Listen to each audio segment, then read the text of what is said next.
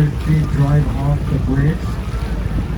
We had several people that did die. We had Harpoon Berry and his girlfriend at the time. Harpoon Berry was a favorite tattoo artist and was a surfer. We also had a school principal and a fire chief at the time go over the bridge.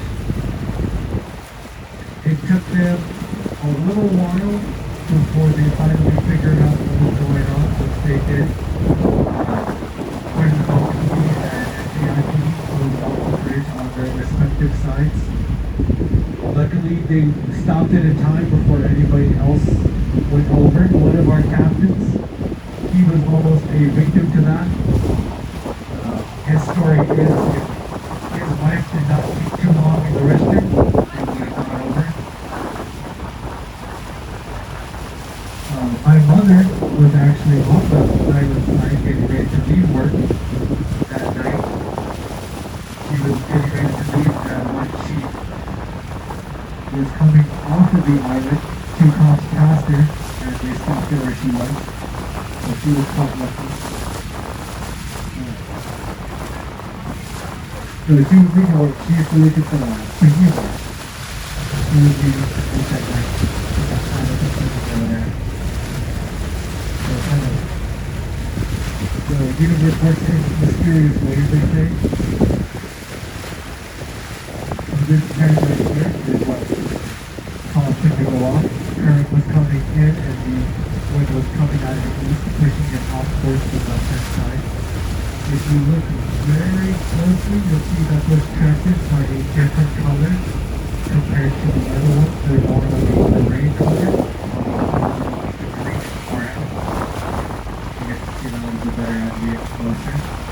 So the bridge was shut down for about 4 to 5 months.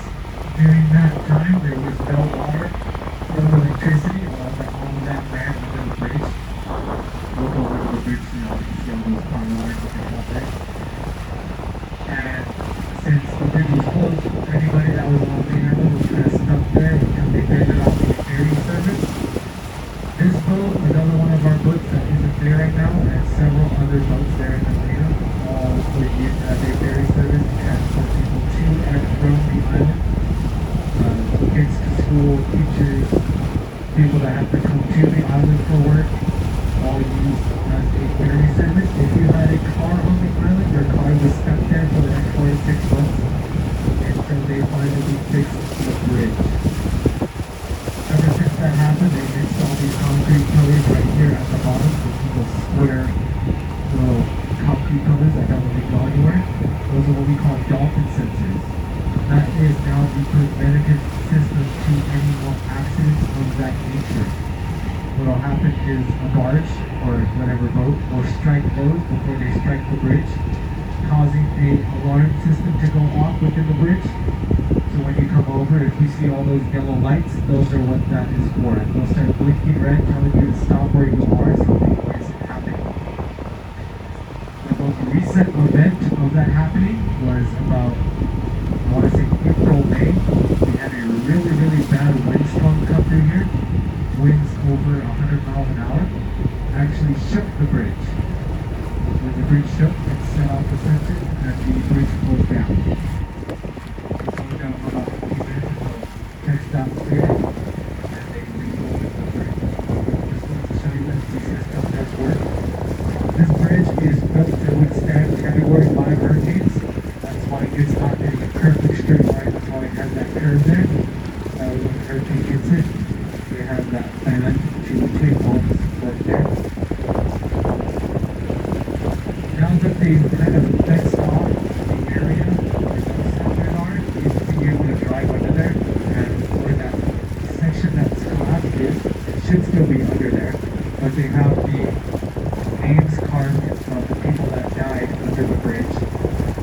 There's also a memorial on the South Padre Island side where the St. Padre statue is, right as you get off the bridge. There's that little area to the left-hand side.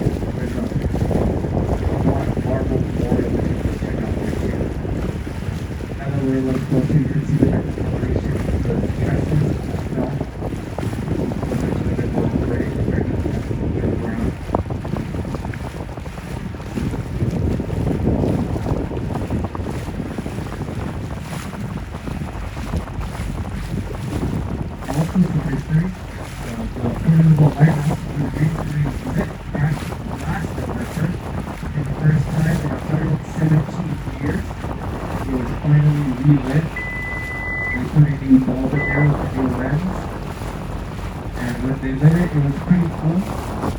beam shot straight out, but they can't have it fully powered on anymore.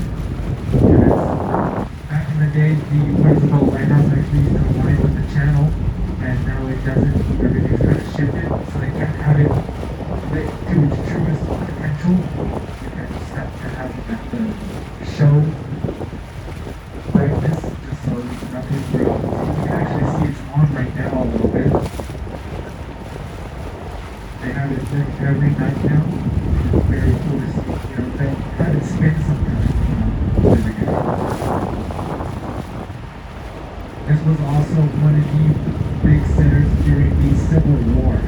South Padre Island was actually a cattle industry during the Civil War. So there used to be a very big cattle ranch down here. And this is where a lot of supplies for the Confederate Army came through.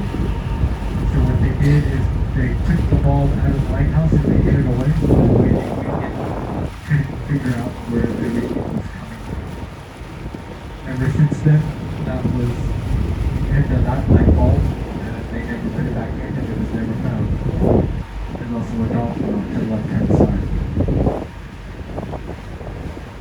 As we come under the bridge, you'll get to see all the under infrastructure. You'll also see a very, very big crane pipe that goes under. There's a lot of tunnels that is the water and the electricity.